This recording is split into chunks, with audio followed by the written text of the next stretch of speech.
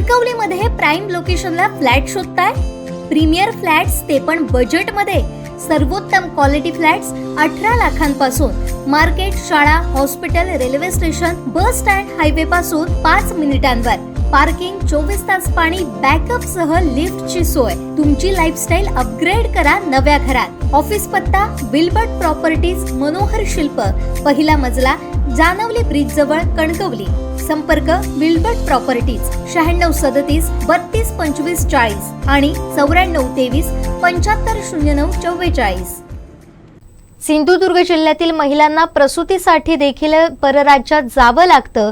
याला नेमकं कारणीभूत कोण, असा सवाल विचारला असता सामाजिक कार्यकर्त्या कमलताई परुळेकर यांनी सत्ताधाऱ्यांना चांगलंच सुनावलंय.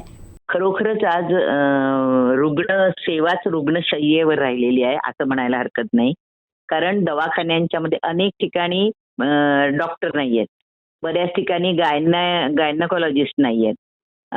महिला प्रसूतीगृह एक ते कुडाळला जे महिला आरोग्य दवाखाना जो काढलेला आहे तिथले थोडे रिझल्ट एक, पण तो तिथला वैयक्तिक वालावलकर डॉक्टर जरा चांगला आहे म्हणून तिथले रिझल्ट जरी चांगले आले ते जिल्ह्याभरातला विचार केला तर फार वाईट अवस्था आहे. कारण एखादी बाई जेव्हा प्रसूतीगृहामध्ये जाते त्यावेळेला तिला अनेक वेळेला अमुक नाहीये, ही औषधं आणा, तुमचं मुलंच आडवाय, अमकाय तमकाय असं काय काय सांगून आधी घाबरवलं जातं.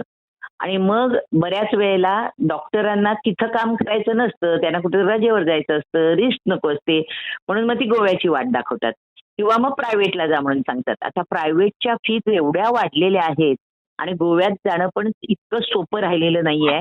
गोव्यामध्ये जायचं, त्यांच्याबरोबर तिथं राहायची सोय कोणाची नसते, त्यांना माणूस एक न्यायचा, तिथली भाषा आली पाहिजे. अशा सगळ्या अडचणीमध्ये सिंधुदुर्गात ही आरोग्य सेवा मिळते की नाही मिळते असं म्हणण्या इतकी वाईट परिस्थिती सिंधुदुर्गातल्या आरोग्य सेवेची आलेली आहे.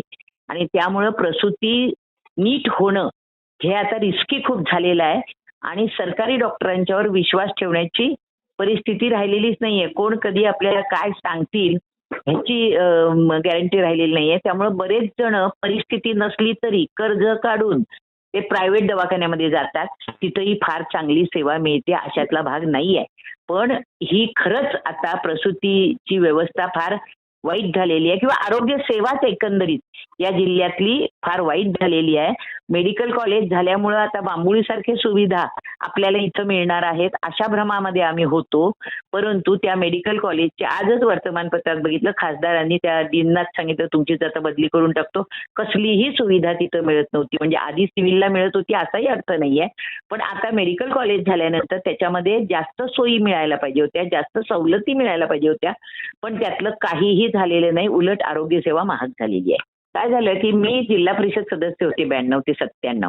आम्हाला आठवतंय की आम्ही जरा कुठल्या पीएचसीला काही डॉक्टर नाहीये, नाहीतर कुठं काय त्यांनी अन्याय केला, नाहीतर कुठेतरी फीस घेतली आणि काय केलं प्रायव्हेटमध्ये प्रॅक्टिस केलं आणि सरकारी सुविधा नाकारल्या तर लगेच त्याची आरोग्य समिती असायची जिल्हा परिषद, त्याच्यामध्ये चर्चा व्हायची.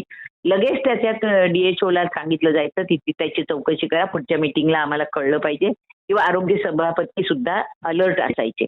आता सध्याच्या परिस्थितीत आता नेते मंडळी नाही आहेत, कारण निवडणुकांचा कालावधी संपून गेलाय. त्यामुळं आता जरी पदाधिकारी नसले तरी गेल्या 5 वर्षामध्ये होते ते पदाधिकारी. पण पदाधिकाऱ्यांचं सुद्धा इतकं गडबड सध्या वाटते, म्हणजे खरं तर काही चांगले असतील त्याच्यामध्ये, त्यांच्यावर अन्याय केल्यासारखं होईल, पण पदाधिकारी सुद्धा मला कुठलं टेंडर मिळतंय काय आणि मला कुठलं काय हे मिळते काय ह्याच्या मागे लागलेले आहेत. सामान्य माणसाकडे लक्ष द्यायला कोणालाही सवड नाही आहे.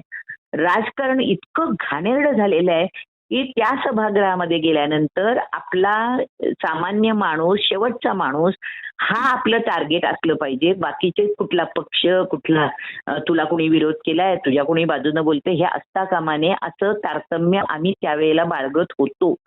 आत्ता मात्र ही परिस्थिती राहिलेली नाहीये. तो शिवसेनेचा आहे ना मग त्याचं काम करायचं नाही, तो भाजपचा आहे ना मग त्याचं काम करायचं नाही, तो आणखी काँग्रेसचा आहे ना त्याचं काम करायचं नाही, अशा पद्धतीचं घाणेरडं राजकारण चाललंय. त्याच्यात सामान्य माणूस खूप भरडला जातोय. या पुढाऱ्यांचं काही बिघडत नाही, कारण त्यांनी बक्कळ पैसा मिळवलेला आहे किंवा पैसेवालेच किमान निवडून आलेले आहेत अशी परिस्थिती सध्या आहे. त्यामुळे त्यांना आरोग्य सुविधा त्यांच्या बायकांना, त्यांच्या पोरांना, त्यांच्या आणि कोणाला त्या चांगल्या मिळतात आणि पुढारी आहे हा कधीतरी आपला वचपा काढेल म्हणून ते डॉक्टर सुद्धा लाचारासारखे हाजी हाजी त्याच्यासमोर करून त्याला देतात चांगल्या सुविधा. पण सामान्य माणसाचं काय? सामान्य माणसाला अजिबात सुविधा ह्या मिळत नाहीत आणि सांगायचं कुणाला?